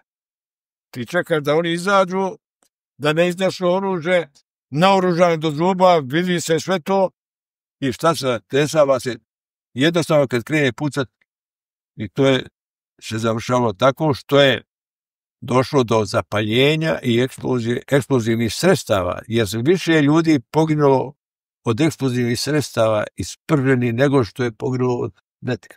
Je li istina da se u tim kamionima zajedno sa ljudskom silom nalazila i eksplozivna sredstva? Znači, pa to je... Pa po vojnim propisima se zna kako se nema šanse da vam u koloni idu u eksplozivi ne u koloni, nego u nautu da se nađe čovjek. A da, oni su bili tu unutra. Prema tome, to je sve snimljeno, viđeno, razmatrano. Dešava se to da su naši ljudi iz grada izlazili, povlačili ranjene. Da su jedan dio vojske, te vojske, to nije bila srpska, to nije bila JNA, to su bili rezervisti, 99% rezervisti koji su došli sa Ozrena i ovoga kraja od Ozgovu, znači od Doboja. Otkud oni odjednom? Pa tu su bili, oni su njih dovlačili kao rezerviste i oni su tu čekali. I sada kad se to desilo, jedna od dijela tih vojnika je ušla u jednu prodavnicu, mislim da je Lesinina prodavnica, i tu su čak zarobili neke naše ljude. I onda mi šaljemo delegaciju koja s njima pregovara, to je, ne mogu se sjetiti kako se ali znam da je bio dva su građana srpske nacionalnosti. Ja moram to da kažem, da su oni svojim razgovorom s tim ljudima uradili to da se napravi dogovor koji je se svodio na to da sutra se autobusima oni prebace sa svojim naoružanjem, znači dugim cijevima, dobijaju. Svi ranjeni svi ranjeni, pogledu naša isto policajaci. Koliko ih je bilo? 3, 4? 3, ja mislim. 3. Su zbrinuti u bolnici. Zbrinuti u Tuzlansku bolnicu. Bez ikakvih problema. I moram da kažem da... Znači, oprostite, da bi malo to još jasnije predočili javnosti, ljudi koji su otpočeli sukob, znači koji su pucali iz kolone, Tako. U jednom trenutku su počeli da skaču. Gotovo je kad je krenula eksplozija. Jasno, da bi sačuvali živu glavu. I šta se dešava? Znači, oni su bilo je ranjenih, bilo je uhapšenih, bilo je ovakvih, bilo je onakvih. Oni su bili svi zbrinuti oni su svi bili univerzitetskoj bolnici u Tuzli. Ranjeni, a onda kasnije... Sve smo, Ašeni Vukašin i... Sad sam presao. Oni su otišli i razgovarali. I onaj što je karakteristično, tamo se javio neki, kao se zvao, Crni se zvao, kao vođa te, ajde kažem, vojnika, koji je razgovarao sa komandantom koji je tada bio u domoju. I ovaj mu naređuje, već sam rekao da dignete kolonu u zrak. Razumijete? Mislim, ima to zapisnik, jedan krasan zapisnik koji govori o činjenici da je sve bilo isplanirano i da je, evo, kaže, završilo se sretno, jer da smo htjeli da pravimo zločine. Pa ne biste vraćali te ljude. Sa naoružanje, pazi ona. I sve to kad se uzme ovdje, sve to kad se kaže, ja sam mislio da će sve to činiti jednu priču o ljudima, o tim imate policajca koji će ne smijete pucati. Ja sam gledao svjedočenje jednog od tih ljudi koji su se zahvalili građanima Tuzle. On je bio iz Beograda. Da. I on je rekao, nije tačno da su je u bolnici udarali, nego želi da dođu u Tuzlu da se zahvali. Tačno, i došao je ovdje i zahvalili. Pa s kojom logikom čovjek iz Beograda da dođe i da se zahvali ljekarskom stafu i da kaže, hvala vam, spasili ste mi život i još ste mi omogućili da se vratim nazad. Onaj drugi koji je prikupljio je Mladen Kondi. To je vrlo bitno meni da kažem, jer taj čovjek, on je umro, on zaslužuje veliko priznanje, jer je snimio taj razgovor tog Crnog sa komandantom sa Odrena, koji mu je rekao, treba da digneš kolonu, rekao, nećeš ti si rekao da ćeš sa lukavačke strane ući u Tuzlu, a ti tražiš od mene da digneš kolonu, neću. I mislim, ja tom čovjeku kažem, čovjeku koji je rekao to komandantu neću, ja kažem, kapa do poda. Duboka hvala. Spasio je sve. Sad vas ja pitam, otkud ti porivi sa srpske strane da se sistematski laže? Evo, ja sam otkrio jednu činjenicu ekskluzivu u Balkan Rulsu, da u Dobrovoljačkoj, što je sam Kukanjac rekao, a kasnije i nije bilo 200 mrtvih. Ne, pa Kukanjac rekao, upravo to. Otkud sada te informacije koje su služile u propagandne svrhe da bi mobilisale nacionalizam u Srbiji i u okviru srpskog naroda, da su ovdje 100 ljudi izginule? Evo, sad ću vam reći. Ili su to neke srpske računice, one malo imaju drugu matematiku? Ja imam materijale koje je vojno tužilaštvo diglo za 15. maj, kolona 15. maja, u kome kažu da je negdje oko 250 srpskih vojnika poginulo. 250. Da su ljekari maltene udarali po glavama. Gledao sam, vezali za radijatore. Sve. Pazi, to ti sad priča. I ja moram da kažem da je to propaganda. I ti kažeš ko je. Ja nemam, a hoćete da vidite odakle. Uzmite Dobrića Ćosića, uzmite njegov roman Korijeni nacije tamo. Pa uzmite memorandum Sanova, uzmite... Ne, ovo je Dobrića Ćosića, ako imate, pročitajte, mi lažemo iz razloga i to je vrlina. I kada su počeli mene ganjati u vezi 15 kolone, kad su me neki pitali ko bi ti trebao biti svjetak, rekao Dobrica Ćosić. Pa to je sjajno. Mi imamo u Sarajevu jednu uzrečicu koja se već nekako potvrdila, kaže, lažeš ko Dobrica Ćosić. Pa dobro, on je dobar pisac, ali on je iznio karakteristike tog dijela. Zamislite vi, molim vas, da tu kakav vi čovjek morate biti kao novinar, hajde da kažemo, ili da ste u okviru neke pres službe, neke vojne oblasti, pa kažete da umjesto 2 čovjeka, sad figurativno je poginulo 2000 ljudi. To je zločin, jer vi mobilišete s druge strane nevine ljude koji normalno kažu, vidi, ovi uništavaju tamo srpski narod, idemo napadati. I to se nije jednom desi. Ja mislim da to pitanje, zašto, kako... I zato treba neko da odgovara. Ne, pazi, to pitanje nije za normalno, to je pitanje za doktore, psihijatre. Jer ne može, normalni čovjek ne može shvatiti da 2 je 2000. A oni su toliko od toga uradili da kažu ovdje pogled tek. I znate šta je još bilo? Ja nam pitanje ko je rekao, pa svedok mi je Milošević. Milošević je prvi puta rekao što smo mi govorili. Tačno. On je sam rekao 51. Jest. To sam isto našao. Prema tome, sada se postavlja pitanje zašto, kako. I Sanu 1 i Sanu 2, počevo od ovoga prvog njihovog crtanja pa nadalje. Međutim, sad to pitanje, kad postavite, tražite odgovor zašto oni, onda ja mogu postaviti kontrapitanje zašto smo mi čutili čitavo vrijeme. A što mi danas čutimo? Pa mislim da smo u klasičnoj defanzivi. Jesmo mi u klasičnoj defanzivi, ali smo počeli se buditi, odnosno ja bih rekao... Niko mi više čut nećemo, upamte da vam kažem. I ove nove generacije su odgojene bez kompleksa bilo kako. Ubrk, jer ukoliko budemo šutali da se nova gaza. Ja samo kažem, mi moramo iznijet činjenicu.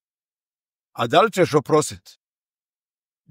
To je individualno. To je individualna stvar. Teško, jer ti ljudi nisu i dan danas zaslužili oprost. To je moje neko duboko ubeđenje. Ja sve dotle. Znate li koji je prvi, ja bih rekao, borac poginuti? Srbin, garantujem. Hoću ja to napravim. Tako je. Pa to je u Sarajevu isto bilo. Tako to sada, pazite ljudi. I ja te kažem, sve dotle, dok jedna. Mi moramo gledati bratsko jedinstvo. Pa ne može. Ja bi bio isti ikoni. Kad bi ja to negirao. Ja sam danas na putu sa mojom divnom suprugom, koja by the way, onako, Srpkinja zna kad si, ali divna žena. Znači, i neko ko neizmjerno volim. I hoću samo da kažem da je i to jedan od dokaza da je život ovdje uvijek bio nešto što je suprotno od onoga što nas danas uči. Ljudi kao ljudi su svuda dobri. A imate sad politike, a imate i interesne grupe koje rade intenzivno da nas zavade. Sad šta je poenta priče? I mi diskutujemo ovako. I ona meni kaže u jednom trenutku jednu fantastičnu rečenicu. Neosporno je da s druge, i zaboravljamo mi i hrvatski nacionalizam.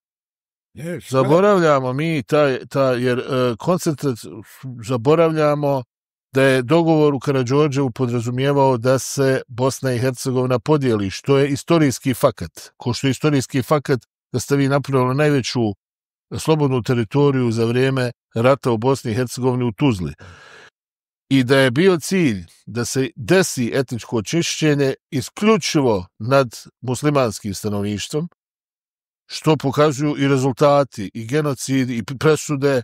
Koliko god se ko ljutio, koliko god on mislio da ja sad pričam ovdje neke stvari, i nek se ljute, ne interesujemo uopšte, jer ti ljudi trebaju da preuzmu odgovornost. Jer se u njihovo ime to radilo. Prije svega mislim na srpsku stranu, a isto tako imamo i hrvatsku. Šta hoću da kažem? Ako već vijekovima uz gusle se odobrava ubijstvo drugog i drugačijeg, ukoliko se uz pokliče, vidjeli ste njihove nacionalističke pjesme, kako izgleda, jedemo ubijati, razvaljivati. Ja nisam nikad čuo ni jednu pjesmu sa strane Bosanaca koja veliča ubistva nekog drugog. Ja samo hoću da kažem, ovaj rat nije bio rat građanski. Ovo je bilo istrebljenje svega što je Bosna i Hercegovina. Bosna, jer ima jako puno čestitih ljudi koji pripadaju i srpskom korpusu, i hrvatskom, i bilo kojem korpusu koji su ljudi, ali oni nisu htjeli da mi opstanemo. I dan danas ne želi da opstanemo. Da li dijelite to mišljenje? Ne, pas. Mi lako prihvaćamo neke teze, neke priče. Jedna od teza koja odbacuje je suživot. Nema suživota, ima samo život. Šta je suživot? I mislim da je to najbolje rekao naš Pejaković. Ja, Pejaković, sjajno. Kaže, uz ovo je vrtu suživot, gdje ste imali žirafe u jednom, kakve su love, to je suživot. Ne mora jedan drugom dođe. Mi hoćemo život u kome ja hoću da živim i da se družim s kim ja hoću, a ti s kim ti hoćeš. Bravo. Ono što je najvrednije kod ljudi, to je poštenje, ja bih rekao korektno ponašanje, i Boga mi ako dođe ljubav, ona kao znak kraja, ja bih rekao, onoga uzvišenog, da ima pokoljenje koje će tebe naslijediti. Ako u tom duhu razgovaraš, pričaš, ja tu ne mogu nikada i neću nikad poistovjetiti srpske nacionaliste, kojih ima, politikante kojih ima, sa ljudima kao što je bio general Divjak. Ne mogu. Ne možete, ali znate... Ne mogu ga poistovjetiti s njima, kao da mogu ga povrediti zbog Čanka, koji je meni došao ovdje u ratu. U ratu mi došao Čanak. Bježu od granate i on ga policija zaustavi jer je prebrzo vozio aglavati nas. Jer kod nas radi semafore. Pa to su životi. Ne mogu zaboraviti... To mi je rekao Čanak da je dolaze. Vama došao. Ja, ne mogu zaboraviti književnika Životića, profesora Životića, koji je preko Splita došao u Mostu, pa ga maltretirali do na hrvatskoj granici. Pa se, jer to su činjenice. To su činjenice koje, šta ti god meni pričaju, što za zločince postoje ime i prezime. Ako neko slavi te zločince, onda on nek ponese svoj teret, svoj obol, svoje zlo. Ali će biti od mene ignorisan kao čovjek. Ali ljudi, sad tamo, ali mi jednu stvar da je to manjina kod njih. Da je tu, oni ne mogu cenzus prijeći. I mi kao imamo, i ja potpuno to razumijem, i uopšte ne želim da nikoga poistoveću, ali regularna vlast, 30 godina, evo, na čelu sa gospodinom Vučićem se nije odrekla iste ideologije koju ima i Milošević. Politika prema Bosni i Hercegovini je licemjerna. Oni na jednoj strani pričaju kako su za zaštitu Dejtonskog sporazuma i jednostavno čuvaju integritet i suverenitet na ovim prostorima. Kakva je... Odmah da ti kažem, kad se kaže o Dejtonskom sporazumu, nek prestanu lagati, jer mi nismo ni usvojili Dejtonski sporazum u Skupštini Bosne i Hercegovine, niti imamo originalni prevod Dejtonskog sporazuma. I s druge strane, u Dejtonskom sporazumu kaže da je naš babo, ja bih rekao, visoki predstavnik. Oni mogu pričati šta hoće, to su oni potpisali i to je tako. Prema tome završimo tu priču. A je li babo prije neki dan po 500 put rekao šta je i kako je? To nije, pazi, taj babo više nije babo. Ako on svoje građane proglašava marlom. Bravo. Prema tome, nek se oni okrenu oko sebe i nek se taj babo zamisli šta će s njim biti sutra. Bravo. Sad ću ja više pričati, ne želim više da pričam. Jer šta, kroz tu priču mi dajemo Dodiku mogućnost da na televiziji od 30 minuta on deklariše 25 minuta. Ma neću više da ga sluša. A nećemo niko da ga sluša. Ja naša televizija uporno to radi. Pa radi greške. Ja bi ga isključio. Nema potrebe. Ja kad ga gledam, meni je smiješno. Jer to je fašista jedan, to moramo da kažem. On je šovinista. On je bio u reformistima. On je priznao Karadžića kao zločinca. On je priznao da je u genocid. Prema tome, to se ja držim. A on je bio normalan tada i jasin. Ma mene uopšte ne bi... Kako je bio normalan. Ja ga sad gledam i gledam njegovu politiku koja je pogubna. Nećemo to više trpiti. Pa nećemo. Zato ja molim Boga, pazi, mi ovdje nećemo napredovati. Dok konačno sud ne donese neku odluku koja će biti radikalna. Za Selma Bešlića, za Selma Bešlića. Poštovan. Kada budeš imao sudije, kada budeš imao tužioce sa M, one u velikom, Tačno, ali volki ovako, ne može sad ona... I da uhvati sve, Bravo. i nećemo imati državu, nećemo se osloboditi preletača, nećemo se osloboditi politikanata, nećemo se lopova. Pričali smo Čoviću. Ista priča, mi to nekako zaboravljamo, ti ljudi nam uvijek kad treba zabiju nož u leđa. Ja. Jel tako? Da ne pričamo sad, i da li smatrate da je hrvatska politika u Bosni i Hercegovini od strane te struje blagonaklona Bosni i Hercegovini? Vi kao najveći bosanski patriota. Ne.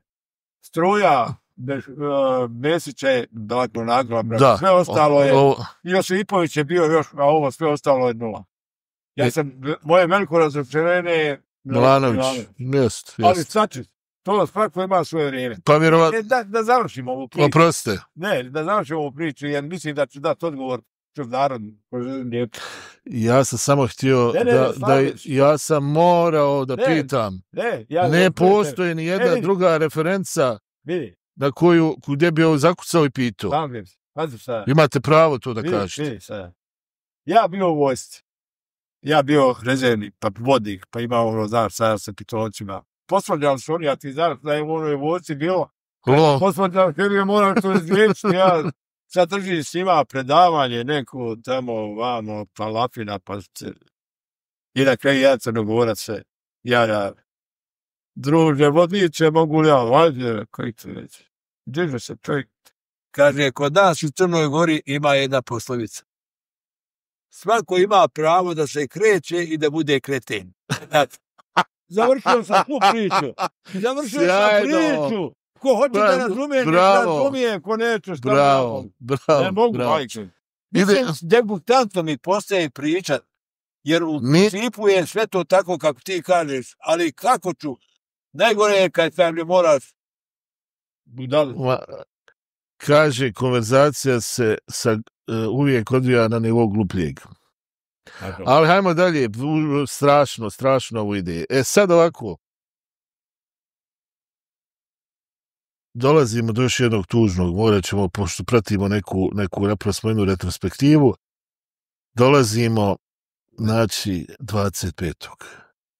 U Tuzli su bila sporadična granatiranja, je li tako? Šta je uzrokovalo to i zbog čega su pobili tu mladost na pravdi Boga? I da li zato opet treba imati oprosta? Dokle ćemo praštati? Ja ću krenuti do ovog zadnjeg, dokle ćemo praštati. Dokle praštati? Dokle govoriti ima i finih. Imate izjavu. Ja te fine imam petih, ali ne vidim ih više. Starman, imate izjavu roditelja koji me poginulo dijete i on kaže, volio bi da vidim tog koji je izdao tu naredbu, to je znači ovaj general Đukić. To govno od čovjeka. To si ti rekao. Ja sam rekao, on je govno od čovjeka. I kaže, da ga pogledam u oči, da ga samo... Ovo je podcast, imam pravo da kažem, sasvim jasno. I kaže, ja bih samo želio da ga vidim, gledam u oči, da ga upitam. Zašto? Zašto?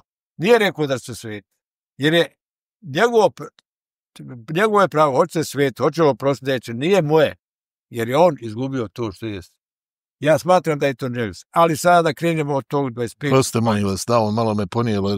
Ne, od da krenemo od tog 25. maja. Znaš, šta bi za tog da čovjek rekao? Ta godina, 90, znači 5. je, maj je bio kišovit. Neprekidno je kiša padala. To je čudo je. Jednostavno. A mi smo svi, vi znate da smo i u početku, i ja sam, kad granate krene, ja zalignem. To je u početku bilo. Onda, već sam izdao sam kad zvizne granata, onda 50 metara, 250 metara, i sirene koje su upozoravale da je granata, su značne granate ide, a to da li ćeš, nećeš. Najgore kada ne čujete. Sada, taj dan je meni došao jedan prijatelj iz Visokog Siča, nešto smo, on je reformista isto. I mi smo razgovarali, to je negdje oko 5 sati, ja njemu kažem, znaš šta Sičo, bili smo na ručku, rekao, odo kući, došla voda, odo sam kupat, nešto sam se osjećao. Ali je prestalo kiša, ali još uvijek ono tvorda. Ja sam ošao u kući, ta omladina koja je žela život, dočekala je da taj dan ne pada kiša, izađe napolje. Šta ja tu mogu? Negdje oko 6 sati je iz istog pravca dole u Krijeki pala granata. Zasvirala sirena. Mladost, ne možete vi, sad neko kaže ko je odgovoran.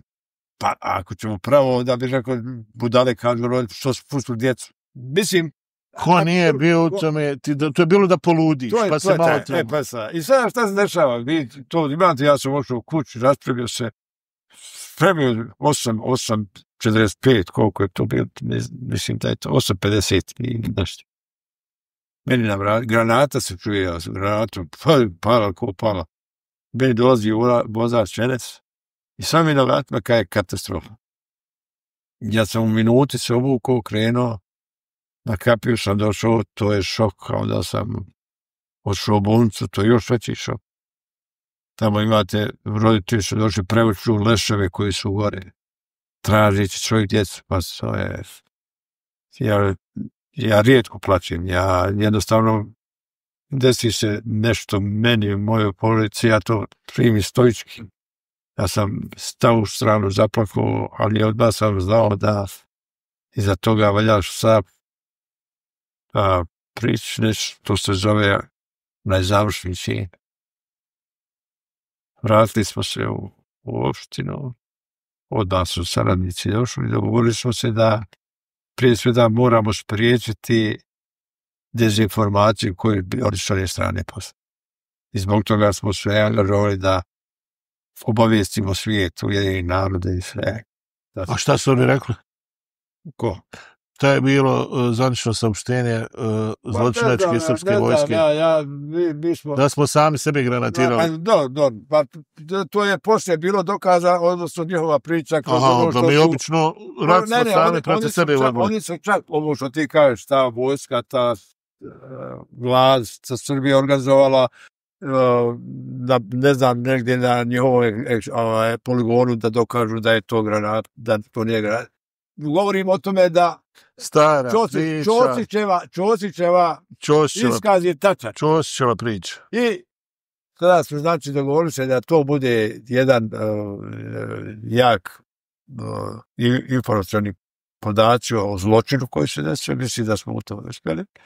A onda poslije toga, kada je došla i komisija UNPROFOR-a da snimi, vidi i analizira odakle je došlo, kad je došao taj podatak i nakon zauzimanja Ozrena, ta se haubica našla sa tog mjesta, tako da je tačno projecirano odakle našlo se našlo. Znači, nema sumnje, čak ni za srpske medije, da je ta granata, pa fino da i njih nešto zadovolji. I sada, u tim relacijama je sada postavljalo se jedno teško pitanje, kako sahraniti tu djecu, da li.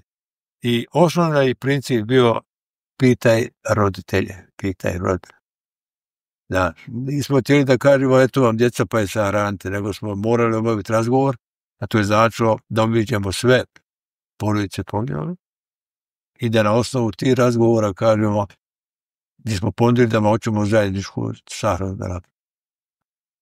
Nismo bili cijeli par dana i dogovorili se zajednička, neki su izrazili želju da sahrane svoje sebi bliže kuće. Tako da od 70, u prvom trenutku je bilo negdje oko 50, a onda je naknadno 11 još došlo na 20 još nešto došlo. Tako da od 70-20 je dislocirano, ali imaju iste, ja bih rekao, mišljane, iste nike kao i mi svi. A ovi 51, tu moram da spomenem, došao mi je Ljupče Jura, koji je nekad bio predsjednik izvršnog odbora Turle. On je bio direktor Zavoda za izgradnju i došao je sa predlogom da se sahrani gdje su sada sahranjeni. U tim trenucima odluka je samo bila da ispoštujemo i vjerski. Tako da sam u kontaktu sa Efendijom Lugavićem, koji je Mohamed Lugavić, koji moram da izrazi svoje ogromnu zahvalnost za sve što je učinio on i Petar Matanović, govorim o tim dijelovima, za provođenjem, rekao, politike Tuzle u tim ratnim i uslovima. I rekao da nema samo da se okrenu prema kibli i tako dalje. I kad smo to sve završili, 2 dana prije Sahrane dolazi Rez Cerić sa ekipom i kaže da to nije po islamu, da se to zakopa. Ja sam rekao da ja ne mogu obilaziti ponovo Kobilica i da predavljam da se održi sastanak sa roditeljima. Taj sam sastanak sa roditeljima održali. Roditelji su jasno rekli da oni ne žele nikako. Kaže, kako su se naša djeca družila, mi želimo da tako budu sahrani. Ja sam prekinuo taj sastanak, rekao sam da će se uraditi onako kao što vam je načelnik obećao i dogovorili smo se da nas sahrani, kad se odluči, najveće u 10 sati obavijestimo porodici, samo da dođu porodice jer se bojali granata i u ranim jutarnjim satima, znači od 5 do 5 sati da se izvrši sahrana. Ja sam još jednom provjerio, mi smo obavijestili islamsku zajednicu da dođu. Katolička crkva, pravoslavna nije imala ovdje sveštenika, ovdje je bio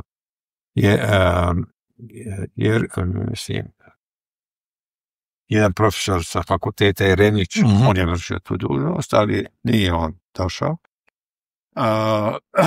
Dogovorili smo se, znači, da je obavijestimo da dođu što manje broju, da to uradimo. I negdje u 4:30 mi smo se upili gore na groblju, leševi su bili pored mezarja, sve su poredani.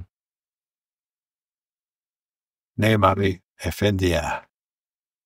15 do 5 nema. Ja prilazim profesoru Bureku i pitam, možeš klonjanje naziv? Kažeš, znam, ti prvi, ja za tobom. Međutim, za 5 od ozvo ko bijeli golube sa medijama njih su došli negdje Lugavić i ovdje. Tako, kad je krenulo ukopavanje u 5 sati, takva je kiša pala.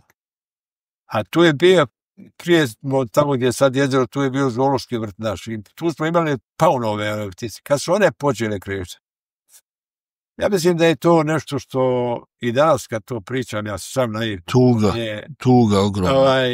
I završili smo to, ali moram da naglasim da smo mi očekivali 100-200 ljudi, tamo se skupilo 2 ljudi. Kako, šta, ne pitaj.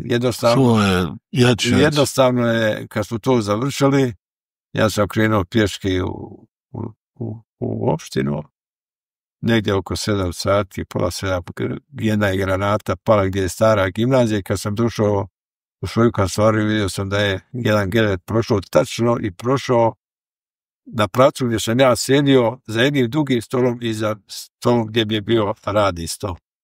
Znači, eto, i tu je ono što ja kažem, bez razlike ko šta pričao, postoji neka sila, ja to kažem Bog, jel? Sigurno. Da je učinio da se ne desi nešto i meni, ali taj dan, odnosno ti dani su mi najteži dani u moj životu. Ja sam poslije imao i smrt oca, smrt majke, ali to je nešto u odnosu na ovo što sam doživio sa Sahranom, koja se odvijala sa našim pogledom 15. maja.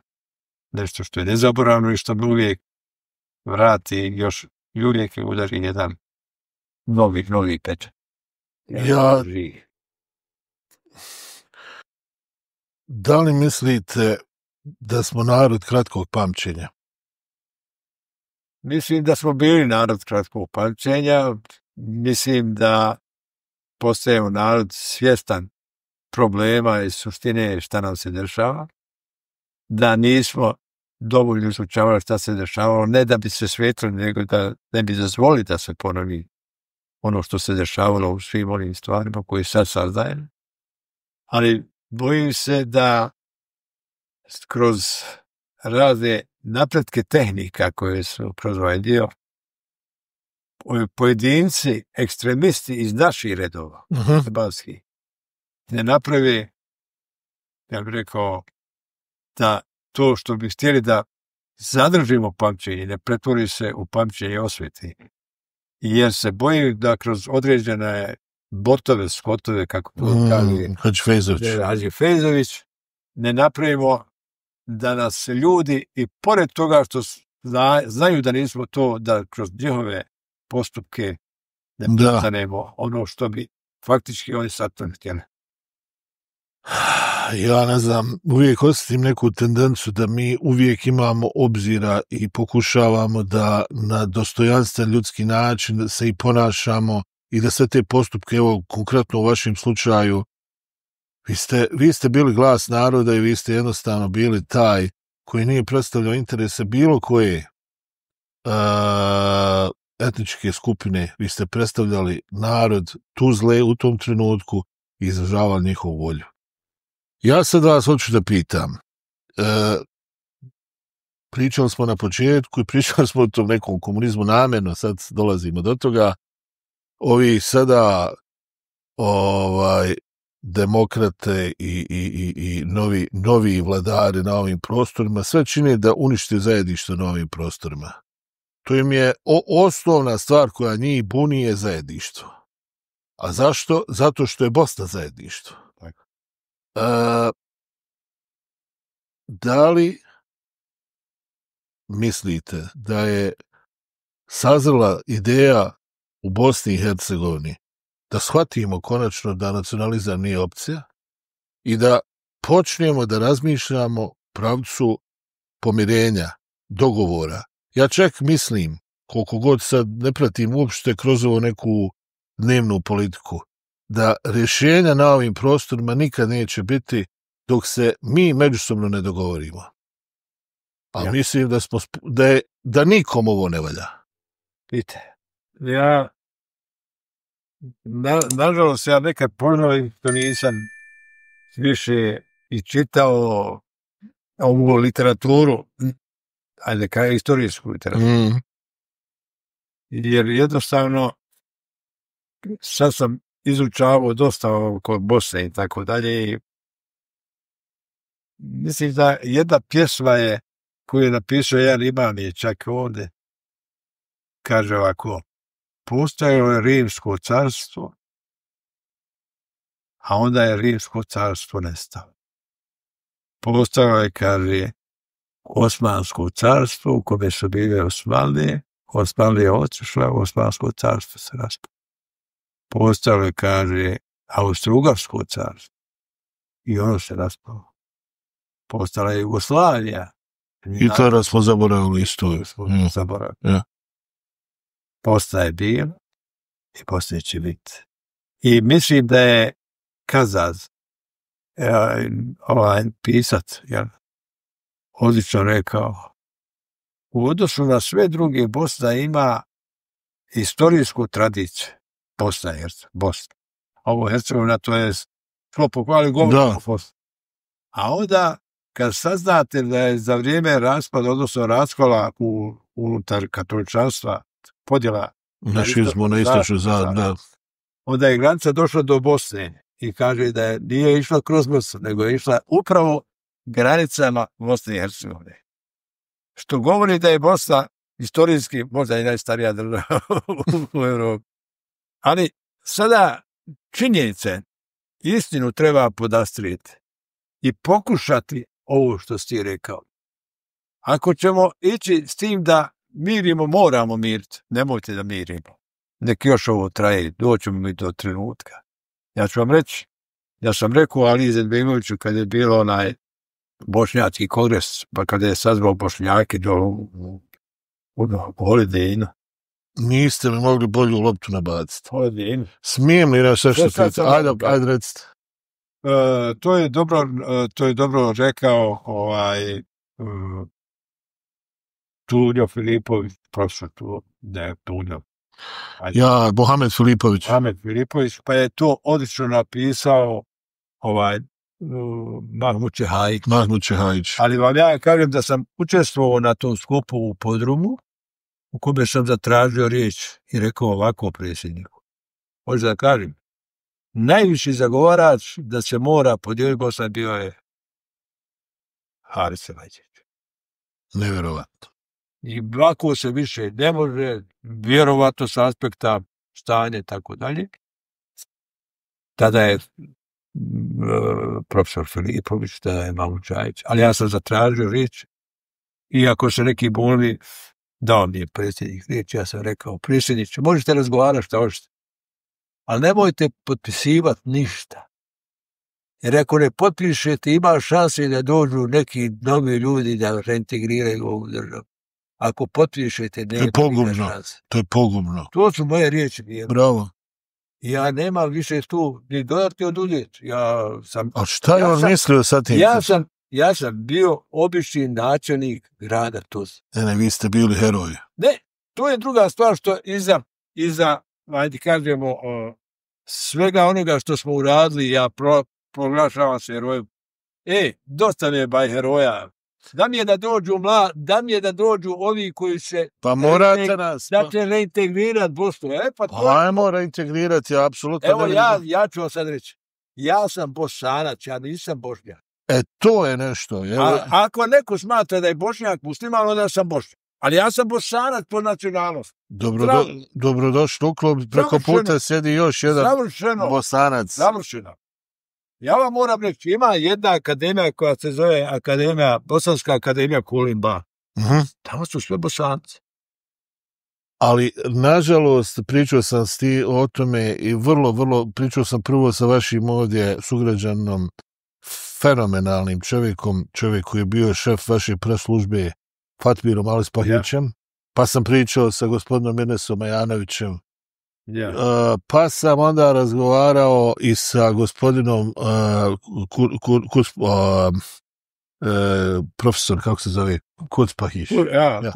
Kurče Hajić, ja se izvinjavam, stao mi je mozak. Da, pa ne, treba, kad ovoliko postavljaš pitanja, onda nije čudo što se stane mozak, jer toliko ima političara koji glume da su političari, a toliko ima ljudi koji su... Mi moramo revitalizirati, ukoliko želimo Bosnu i Hercegovinu, pitanje bosanstva, jer pitanje bosanstva je pitanje opstanka ove države. Jedino Bosanac može reintegrirati Bosnu. Upravo to. I Bosna jedina je država na planeti. Malo sam to isto pokušao da pretražimo. Danas imamo ove inteligencije, pa vrlo brzo čovjek dođe do određenih odgovora. Jedina država u kojoj kategorija po kojoj se država zove nije prepoznata u Ustavu, nego smo ostali je Bosanac. Pomozite mi, rekli ste mi nešto nešto da vam kažem.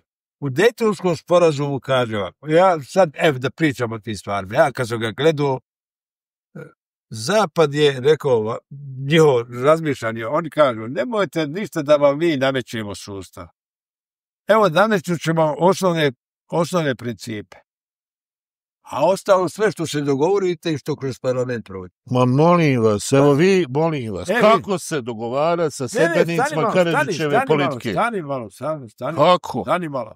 Zato sam ti ja rekao, nije usvojen na parlamentu Dejtonski sporazum.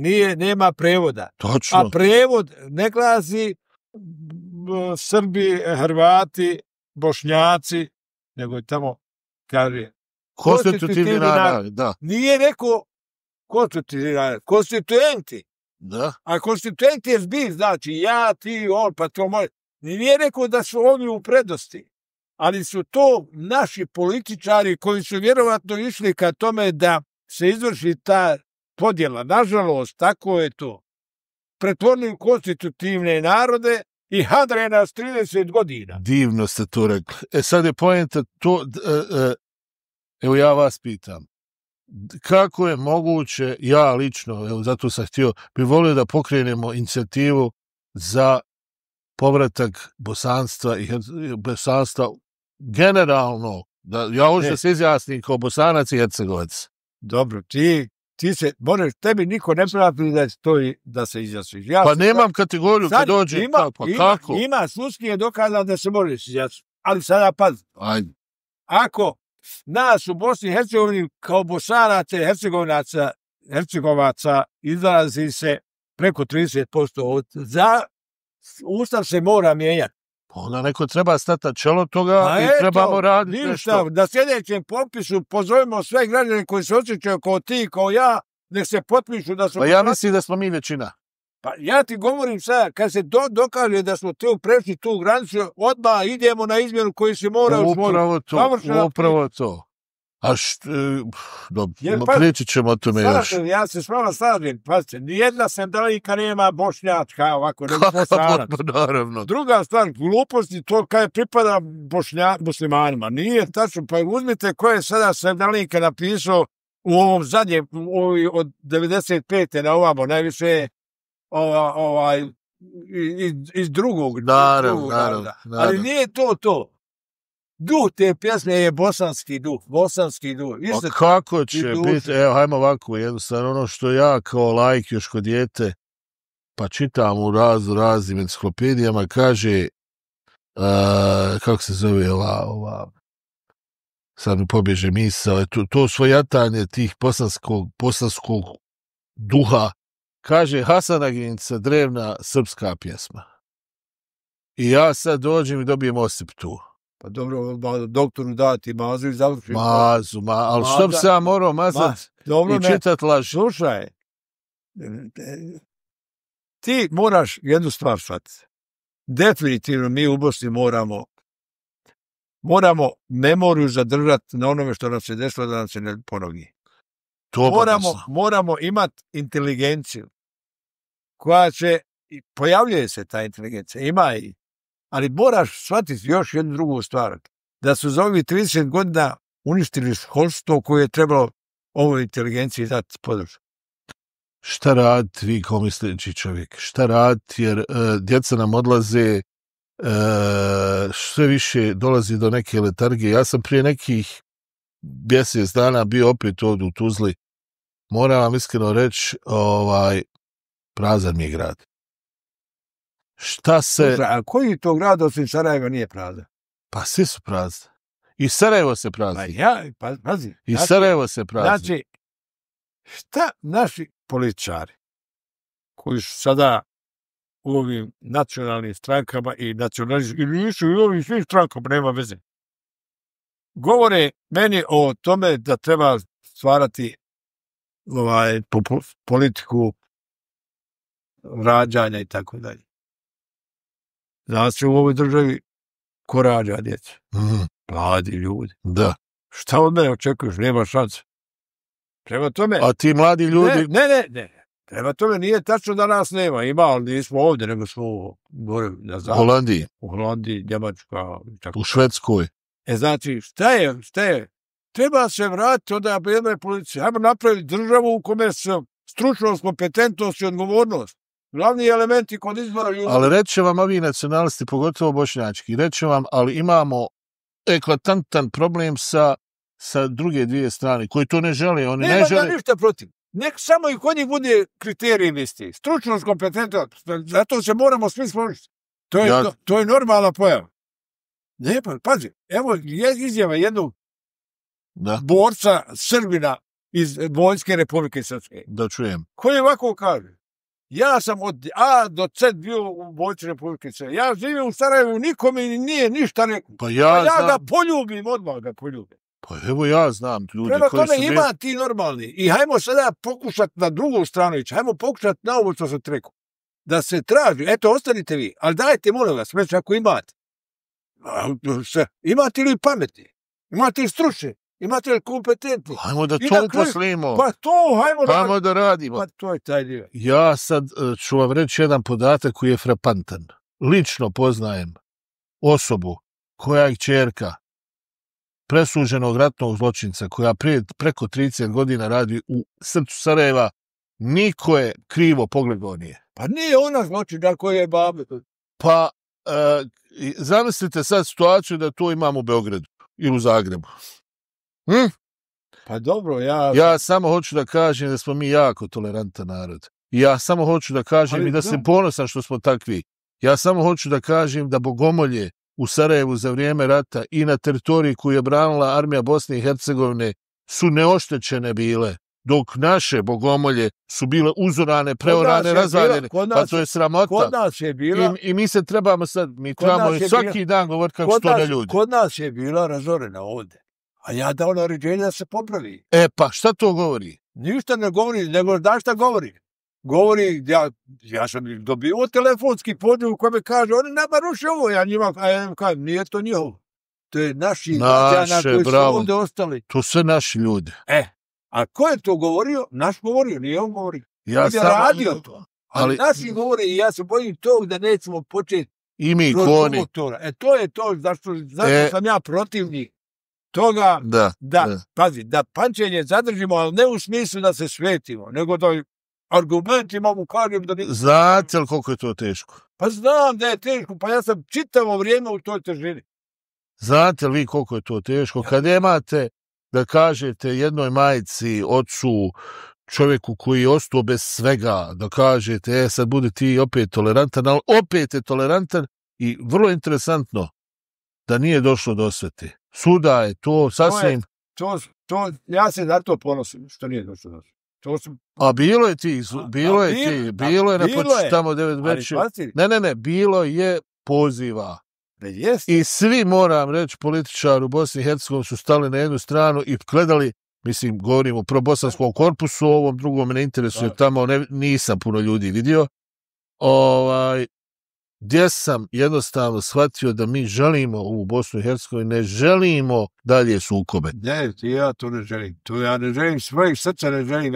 Ja znam, ja sam rekao da je... Ali to oni smatraju kao slabost. Ne, ali neka je slabost. Zato moramo svojim pameću, kulturom, radom dokazati da nismo slabi.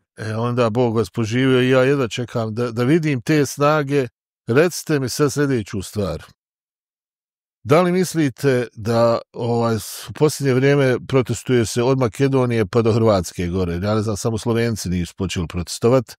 U Srbiji imamo te masovne proteste studenata. Kako to komentaršite? Da li je došlo... Jedna stvar koja me interesuje, molim vas, samo jednu distinkciju da napravimo. Da li vi mislite da ovi studenti protestuju iz razloga što su shvatili kakvu pogubnu politiku Vučić vodi i za Srbiju i za region, jer Srbija je po meni generator apsolutno svih nesreća koje se dešavaju na Balkanu, a na drugoj strani, da li su shvatili da oni su ti koji mogu promijeniti stanje na ovim prostorima ovdje i da li su u stanju da artikulišu svoje zahtjeve i da dođe do neke ozbiljnije promjene? Vidite, studenti u Srbiji su krenuli zato što je već dugo vremena tamo samo tiranija vladavina jednog čovjeka. To je jasno ko dan. Koji je uzeo faktički da ono što mu ne pripada je pod njegovom... Pa to oni govore. Ali je kulminacija bila kad je pala ta nastrešnica i kada je faktički došlo do jednog opšte bunta. Ja podržavam studente. Ja i podržavam u smislu... Plačem kad ih gledam. Ja podržavam u smislu da izdrže na tome da počnu poštovati zakone i te nagrade. Bravo. Ja ne ulazeći u to, ali ono što bi volio bi da kroz taj bunt vidim da su oni i nada Srbije za ovo o čemu mi pričamo. Kad Tarzan reka.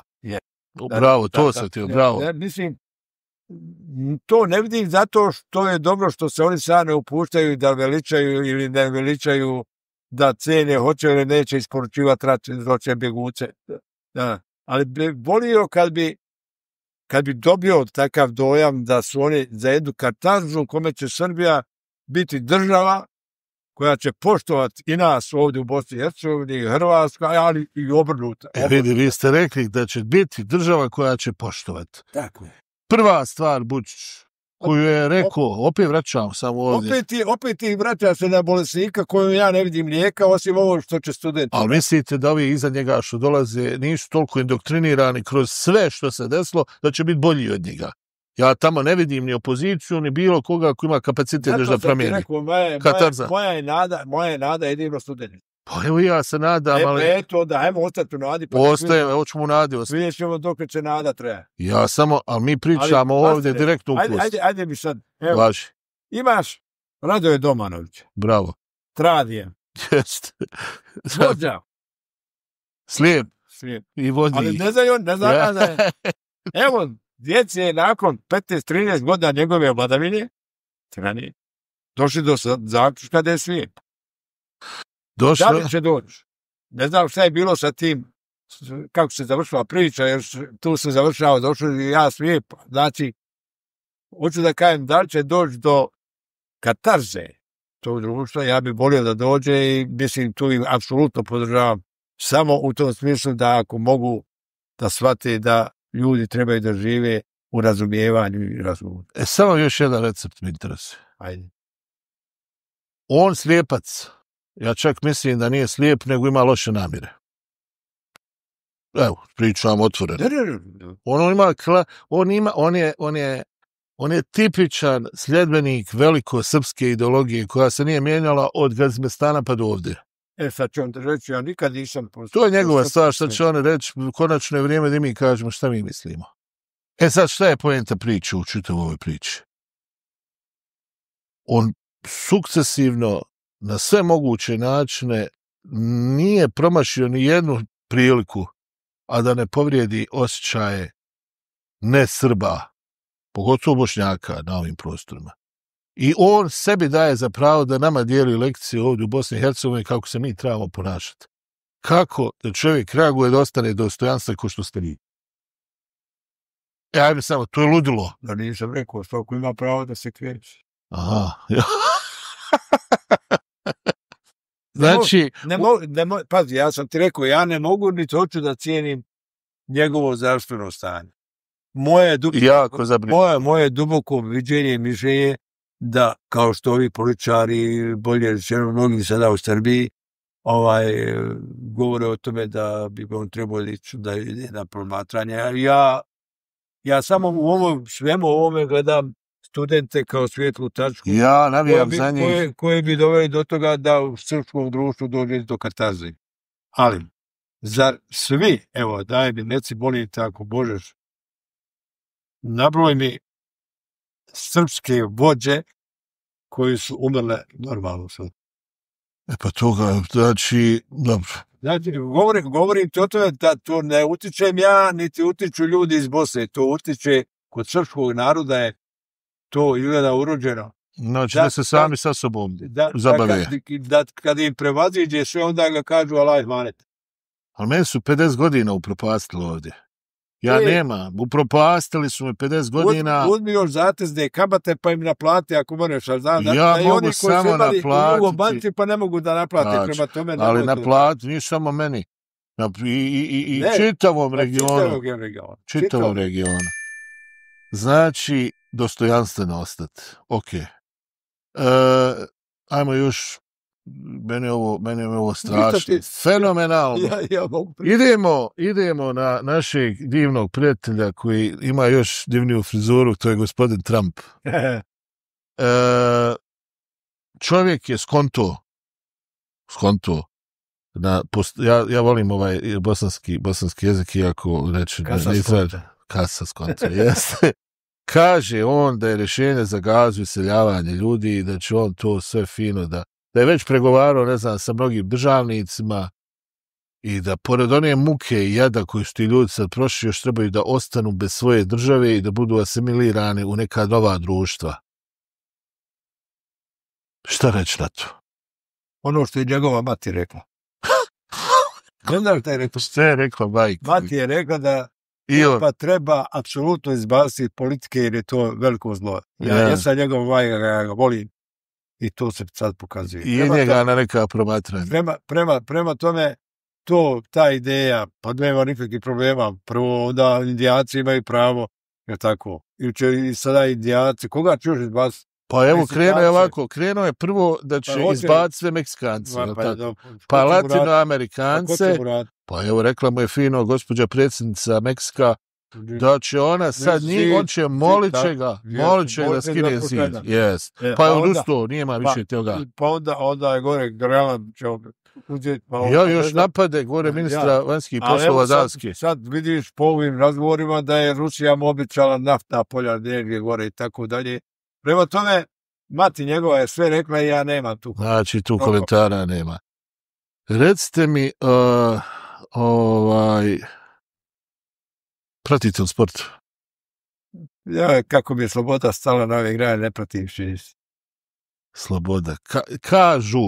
Kažu, pošto ja volim jako sport i imamo danas smo bili sa gospodinom Hadžibegićem, samo jedna mala digresija, kažu da Sloboda Tuzlanska je jedini klub u bivšoj Jugoslaviji koji nepravedno nije nikad osvojio titulu prvaka, a imao je vanserijske igrače. I kažu iz klubova, baš onako pričao sa plejadom velemajstora, kažu da nikad nisi bio siguran u Tuzli.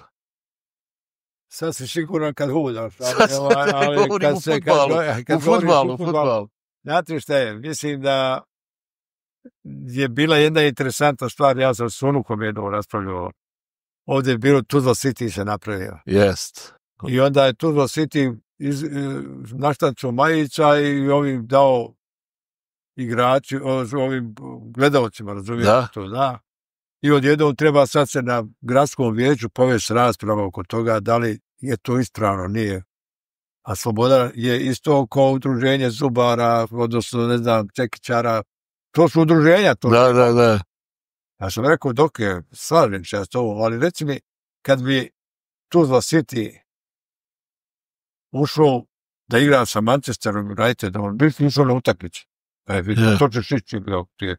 Znači, ja možda kažem, ako imaš dobre, isto kao kvalitet ljudi, ako imaš dobre fudbala, ako imaš dobrog inženjera, ako imaš dobrog zubara, ja to podržavam. Međutim, ispade nam i Tuzla City i Sloboda nam ispade pa uđe i onda oni smijene trenera koji je napravio čudo i onda Sloboda počne uvijek. A kad nešto se počne parat, ono se para. Sada, u tome je ovo pitanje drugo. Zašto nikad Tuzla, iako je mogla, nije to postigla? Jesmo samo u košarci i to ženskoj košarci. I to ste debelo, znači, to je bilo, to je sa Razom Čuvenom, Lakić. Tako je, bravo. Raza Mojanović i tako dalje. Čuvena. Ali sada kad se to postavi pitanje, ja ću reći da to je bilo Božje davanje, pa nije. Ali kad se sad radi u tom pitanju, zašto, kako, mislim sve dotle dok se ne usvoji zakon o sportu, u kome definitivno više sport neće ovisiti od toga da li će mu mjesna zajednica ili ne znam lokalna zajednica davati tamo, nego kad pređe na profesionalizam i kada oni koji hoće da finansiraju sport ne budu oporezovani. Bravo. Po tom dijelu mi ćemo tada imati i kvalitetan fudbal i kvalitetnu košarku i sve kvalitetne sportove, a za sport ćemo trebati izdvajati samo tamo gdje je taj masovni sport koji znači u školama. Eto recepta, šta se čeka?